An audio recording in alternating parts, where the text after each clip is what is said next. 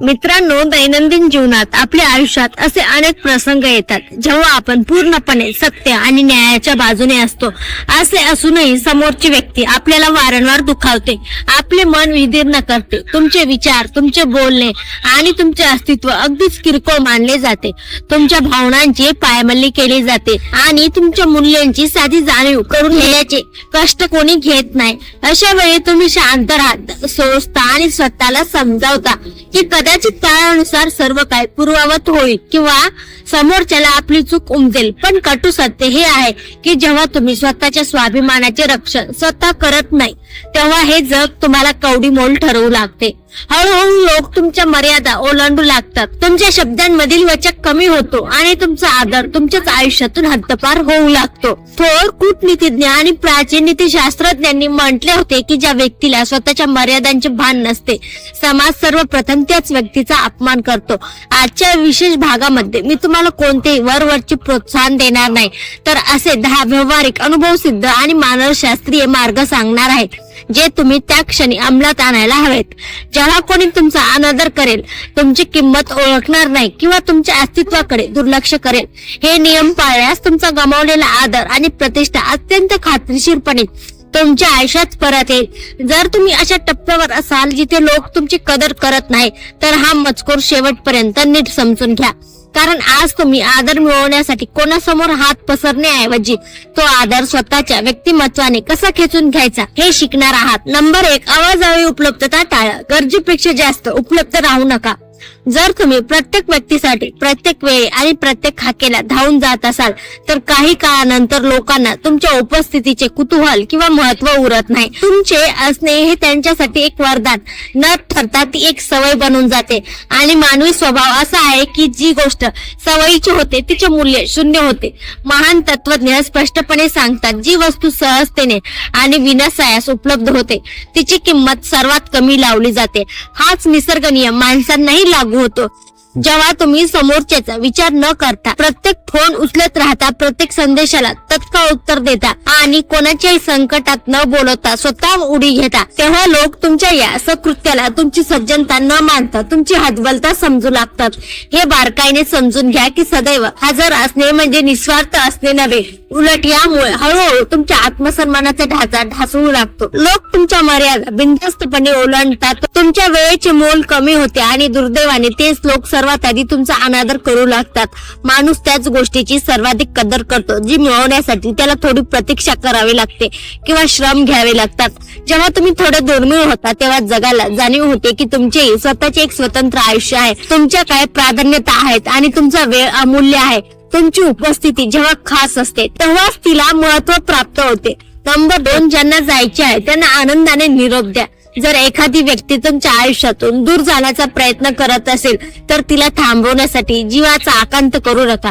जर समोरच्याने मनाशी पक्के ठरवले असेल की त्याला तुमची गरज नाही किंवा तो तुम्हाला पूर्वीसारखे महत्व देणार नाही, तर सर्वात शहाणपणाचे आणि सन्मानाचे पाऊल हेच आहे, तुम्ही त्याला रोखण्याचा प्रयत्न करू नये. प्राचीन नीतीनुसार ज्या नात्यात टिकून राहण्यासाठी विनवण्या कराव्या लागतात किंवा जबरदस्ती करावी लागते, तिथे स्वाभिमानाचा आधीच मृत्यू झालेला असतो.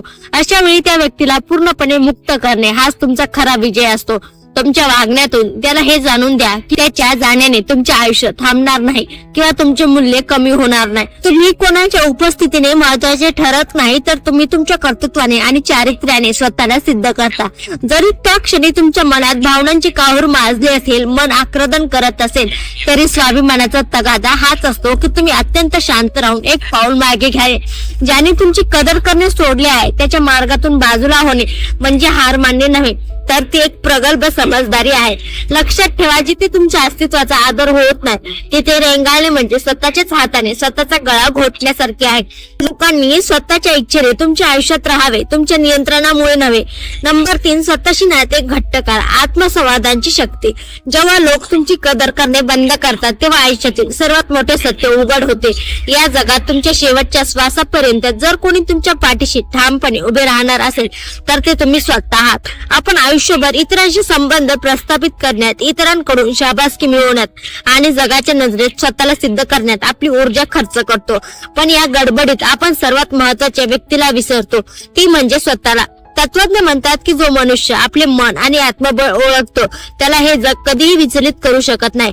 विचार करा, जितकी ऊर्जा आणि जितकी भावना तुम्ही अशा व्यक्तीवर खर्च करत होता जिला तुमच्या असण्याने काहीच फरक पडत नाही, त्या ऊर्जेचा छोटासा भाग जरी तुम्ही स्वतःसाठी वापरला तर तुमचे जीवन आमूलाग्र बदलू शकते. स्वतःसोबत वेळ घालवण्याची कला अवगत करा. स्वतःला विचारा की तुम्हाला नेमकी कशात शांतता मिळते, तुम्हाला काय साध्य करायचे आहे. एकटे चालणे तुम्हाला कणखर बनवते आणि जो मनुष्य मानसिक दृष्ट्या बलवान असतो त्याचे जग आपोआप कौतुक करू लागते. चंद्र, सूर्य आणि ध्रुव तारा हे सर्व आकाशात एकटेच असतात, तरीही त्यांचे तेज संपूर्ण जगाला वंदनीय असते. जेव्हा तुम्ही स्वतःच्या प्रेमात पडता तेव्हा तुमच्या डोळ्यात एक वेगळाच आत्मविश्वास झळकतो आणि तुमची हीच चमक लोकांना तुमचा आदर करायला भाग पाडते. नंबर 4, असामान्य यश संपादन करा, कर्तृत्वाने उत्तर द्या. प्रतिष्ठा ही कोणाकडे मागून मिळणारी गोष्ट नाही, तर ती स्वकर्तृत्वाने निर्माण केलेली संपत्ती आहे. जर तुम्हाला तुमची गमावलेली किंमत परत मिळवायची असेल तर केवळ शब्दांनी भांडण्यापेक्षा कृतीने उत्तर देणे केव्हाही श्रेष्ठ. आदर मिळवण्याचा सर्वात खात्रीशीर मार्ग म्हणजे असे काहीतरी साध्य करणे ज्याची कल्पना करणे सर्वसामान्यांच्या आवाक्याबाहेर असेल. तुमची संपूर्ण शक्ती तुमच्या ध्येयावर, तुमच्या व्यवसायावर किंवा तुमच्या स्वप्नांवर केंद्रित करा. आपल्या कार्यात इतके तल्लीन व्हा की जगाचा कोलाहल तुम्हाला ऐकूच येणार नाही. तुमच्यातील सुप्त गुणांना पैलू पाडा, नवीन कौशल्य आत्मसात करा आणि स्वतःला सिद्ध करण्यासाठी रात्रंदिवस मेहनत द्या. स्वतःला इतके कार्यक्षम करा की उद्या तुम्हाला भेटण्यासाठी लोकांनी रांगेत उभे राहावे. जेव्हा एखादी व्यक्ती आपल्या उद्दिष्टासाठी जगायला लागते तेव्हा तिला या गोष्टीची फुरसतच उरत नाही की कोण तिचा सन्मान करतोय आणि कोण अपमान. जेव्हा तुम्ही यशाच्या शिखरावर पोहोचता तेव्हा लोकांचे तुच्छ आदर्श दृष्टिकोन आपोआप आदरात रूपांतरित होतात. विद्वानाचे म्हणणे आहे की जो मनुष्य आपल्या कार्यात मग्न असतो तोच कालांतराने समाजाचे नेतृत्व करतो. लक्षात ठेवा, लोकांमागे धावाल तर ना लोक मिळतील ना स्वप्ने, पण स्वप्नामागे धावाल तर स्वप्नेही पूर्ण होतील आणि जगही तुमच्या पावलावर पाऊल ठेवेल. नंबर 5, पुनरागमनास मज्जा, प्रवेश बंदी हा सर्वात महत्वाचा नियम आहे. ज्याने तुमच्या पडत्या काळात तुमची साथ सोडली किंवा ज्याने तुमच्या वेळोवेळी अपमान केला त्याला तुमच्या आयुष्यात पुन्हा स्थान देऊ नका. हा नियम रागातून किंवा सुडाच्या भावनेतून आलेला नसून तो निव्वळ तुमच्या आत्मसन्मानाचा एक भाग आहे. जर तुम्ही हा नियम मोडला तर लोक तुम्हाला पुन्हा एकदा गृहीत धरायला सुरुवात करतील. ज्याने तुम्हाला तेव्हा किंमत दिली नाही जेव्हा तुम्ही संघर्ष करत होता त्याला तुमच्या सुखाच्या काळात सहभागी करून घेणे म्हणजे स्वतःच्या संघर्षाचा अपमान करणे होय. लोक अनेकदा तेव्हाच परत येतात जेव्हा तुमची समाजातील पत वाढलेली असते किंवा त्यांना तुम्हाला गमावण्याची भीती वाटू लागते. पण स्वार्थापोटी किंवा भीतीपोटी परत आलेल्या व्यक्तीवर विश्वास ठेवणे ही आत्मघातकी चूक ठरू शकते. अशा वेळी अत्यंत संयमाने पण ठामपणे सांगा की आता माझ्या आयुष्यात तुमची ती जागा उरलेली नाही जी पूर्वी होती. तुम्ही स्वतःला बदललेला आहे, विकसित केला आहे. त्यामुळे पुन्हा त्याच जुन्या विषारी वातावरणात जाणे तुमच्या प्रगतीला घातक ठरेल. ज्याने एकदा तुमच्या मूल्याचा कचरा केला त्याला पुन्हा ती संधी देणे म्हणजे स्वतःचा आदर पुन्हा त्याच्या पायाशी ठेवण्यासारखे आहे. नंबर 6, भावनिक स्थिरता आणि शांतता, आत्मसंयम. शांत माणसाला पराभूत करणे हे या जगातील सर्वात कठीण काम आहे. जर तुम्हाला तुमची प्रतिष्ठा पुन्हा मिळवायची असेल तर आधी तुमच्या मनातील गोंधळ थांबवा. राग, द्वेष आणि सुडाची भावना हे शत्रूला उत्तर देण्याचे मार्ग असू शकतात, पण ते तुमची प्रतिष्ठा परत आणू शकत नाहीत. या उलट या भावना तुमच्यातील उरलेली शालीनताही संपवून टाकतात. महापुरुषांनी म्हटले आहे की जो मनुष्य आपल्या इंद्रियावर आणि मनावर ताबा मिळवतो तो कोणत्याही युद्धाशिवाय विजय संपादन करू शकतो. भावनिक शांतता ही तुमची कमजोरी नसून ते तुमचे सर्वात मोठे अस्त्र आहे. प्रत्येक विसंगत गोष्टीवर प्रतिक्रिया देणे टाळा. प्रत्येक अपमानाचे उत्तर शब्दांनीच दिले पाहिजे असं नाही. शांत राहून परिस्थितीचे निरीक्षण करणे शिका. जेव्हा तुम्ही शांत असता तेव्हा तुमची बुद्धी अधिक प्रगल्भतेने विचार करू शकते. आपल्या मनाला असे तयार करा की समोरच्याच्या कोणत्याही कुत्सित बोलण्याने तुमच्या मनाचा समतोल बिघडणार नाही. तुम्ही कोणाच्या निर्णयावर किंवा मतावर अवलंबून नाही आहात. तुमची किंमत तुम्ही स्वतः ठरवलेली आहे. शांतता ही त्या विजयाची नांदी असते जो विजय जगाला चकित करणारा असतो. नंबर 7, अति स्पष्टीकरण देण्याची सवय सोडा. अनेकदा आपण आपला आदर राखण्यासाठी समोरच्याला पटवून देण्याचा प्रयत्न करतो, सफाई देतो किंवा आपण कसे बरोबर आहोत हे तावातावाने सांगतो. पण सत्य हे आहे की ज्याला तुम्हाला समजून घ्यायचे आहे त्याला कोणत्याही स्पष्टीकरणाची गरज नसते आणि ज्याला तुमच्याबद्दल पूर्वग्रह आहे त्याला तुम्ही कितीही पुरावे दिले तरी तो तुम्हाला दोषित ठरवणार आहे. वारंवार स्पष्टीकरण देणे तुमच्या व्यक्तिमत्वाचा प्रभाव कमी करते. यामुळे समोरच्याला असे वाटते की मला स्वतःवरच विश्वास नाही आणि तुम्ही त्यांच्या मान्यतेसाठी हपापलेले आहात. आत्मविश्वासाने परिपूर्ण असलेला माणूस आपले निर्णय घेतो आणि त्याच्या परिणामाची जबाबदारी स्वीकारतो. तो कोणाची परवानगी मागत बसत नाही. कमी बोला पण मोजके आणि ठाम बोला. तुमची प्रत्येक कृती प्रत्येक अर्थाला स्पष्ट करून सांगणे हे तुमचे कर्तव्य नाही. कधी कधी तुमचे मौन हे तुमच्या 1000 शब्दांपेक्षा जास्त प्रभावशाली ठरते. जो आपल्या निर्णयावर अविचल असतो त्याच माणसाचा समाज आदर करतो. स्वतःला वारंवार सिद्ध करणे बंद करा.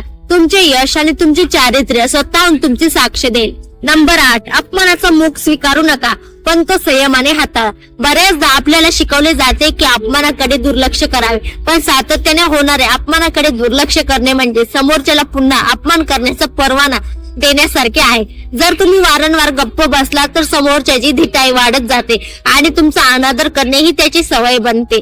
याचा अर्थ असा नाही की तुम्ही आरडाओरडा करावा किंवा हिंसक व्हावे. याचा अर्थ असा आहे की तुम्ही तुमच्या मर्यादा स्पष्ट केल्या पाहिजेत. जेव्हा कोणी तुमच्याशी अयोग्य वागेल तेव्हा अतिशय शांत पण गंभीर आवाजात सांगा की तुझी ही बोलण्याची पद्धत मला अजिबात मान्य नाही आणि मी ती स्वीकारणार नाही. जेव्हा तुम्ही शांत डोक्याने आपली नापसंती व्यक्त करता तेव्हा समोरच्याला तुमच्यातील कणखरपणाची जाणीव होते. धुरीणांचे असे मत आहे की जो स्वतःची सीमा स्वतः आखत नाही त्याच्या आयुष्यात कोणीही येऊन धुमाकूळ चालू शकते. त्यामुळे अन्याय किंवा अपमान सहन करणे ही महानता नसून तो तुमच्या आत्मसन्मानाचा घात आहे. आपल्या हक्कासाठी आणि सन्मानासाठी उभे राहणे शिका. नंबर 9, आपल्या मित्रमंडळीची आणि संगतीची पारख करा. तुमच्या आसपासचे लोक तुमचे भविष्य आणि तुमचे मूल्य ठरवत असतात. जर तुमची संगत अशा लोकांशी असेल जे सदैव नकारात्मक असतात, तुमच्या स्वप्नांची थट्टा करतात किंवा तुम्हाला सतत कमी लेखतात, तर तुमची किती योग्यता असली तरी तुम्हाला सन्मान मिळणार नाही.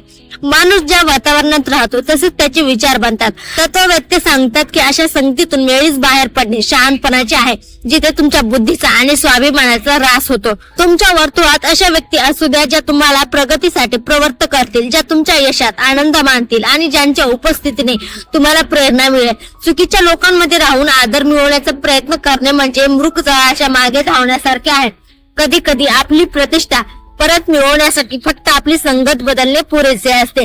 जेव्हा तुम्ही योग्य आणि यशस्वी लोकांच्या सहवासात असता तेव्हा तुमची आत्मिक शक्ती आणि सामाजिक प्रतिष्ठा दोन्ही वृद्धिंगत होतात. नंबर 10, स्वतःचे निकष उच्च ठेवा. सर्वात अंतिम आणि प्रभावी नियम म्हणजे स्वतःचे जगण्याचे निकष इतके उच्च ठेवा की लोकांना तुमच्याशी नाते जोडण्यासाठी स्वतःमध्ये सकारात्मक बदल करावे लागतील. जोपर्यंत तुम्ही स्वतः तडजोड करत राहाल तोपर्यंत हे जग तुम्हाला वाकवत राहील. आपल्या आयुष्यात कोणाला प्रवेश द्यायचा आणि कोणाला नाही हे पूर्णपणे तुमच्या हातात आहे. प्रत्येक व्यक्तीला तुमच्या आयुष्यात प्रवेश मिळवण्याचा अधिकार नाही. तुमच्या अपेक्षा आणि तुमचे नियम स्पष्ट असू द्या. जे लोक तुमच्या मूल्यांचा आदर करत नाहीत त्यांना सन्मानाने निरोप द्या. हे करताना मनात कोणताही आकस न ठेवता केवळ एक तत्व म्हणून याचा स्वीकार करा. ज्या दिवशी तुम्ही ठरवाल की तुम्ही हलक्या दर्जाचे वागणे किंवा अपमान सहन करणार नाही त्याच दिवसापासून तुमच्या आजूबाजूचे जग बदलायला सुरुवात होईल. लोक तुमच्या निकषानुसार स्वतःला बदलतील किंवा तुमच्यापासून दूर होतील. दोन्ही परिस्थितीत तुमचाच फायदा आहे. स्वतःला एक प्रतिष्ठित नाव ब्रँड समजा. ज्याप्रमाणे मौल्यवान वस्तू प्रत्येक ठिकाणी उपलब्ध नसते त्याचप्रमाणे तुमचे व्यक्तिमत्व हे प्रत्येकासाठी सहज उपलब्ध नसावे. जेव्हा तुम्ही स्वतःचा आदर करता तेव्हा संपूर्ण ब्रह्मांड तुमचा आदर करण्यास सज्ज होते. मित्रांनो, आदर ही अशी गोष्ट आहे जी कोणाकडे विनंती करून मिळत नाही. ती आपल्या कृतीतून, विचारातून आणि आत्मभानातून निर्माण करावी लागते. उच्च नीतिमत्तेचे हे 10 नियम केवळ ऐकण्यासाठी नसून ते आपल्या रक्तात भिनवण्यासाठी आहेत. ज्या क्षणी तुम्ही स्वतःला कमकुवत मानणे बंद करा आणि आपल्या ध्येयाकडे वाटचाल कराल त्या क्षणी तुमच्या गमावलेल्या आदराचा परतीचा प्रवास सुरू होईल. जर तुम्हाला हा प्रयत्न मनापासून आवडला असेल आणि आयुष्यात काहीतरी ठोस बदल करण्याची प्रेरणा मिळाली असेल तर तुमच्या प्रतिक्रिया नक्की कळवा. चॅनलला सभासद व्हा, सबस्क्राईब आणि त्या घंटेच्या चिन्हावर क्लिक करा जेणेकरून अशाच प्रभावी आणि प्रेरणादायी विषयावरील माहिती तुमच्यापर्यंत सर्वात आधी पोहोचवेल. स्वतःवर विश्वास ठेवा, स्वतःची किंमत ओळखा आणि एक सन्माननीय आयुष्य जगाच्या दिशेने आजच पहिले पाऊल टाका. धन्यवाद.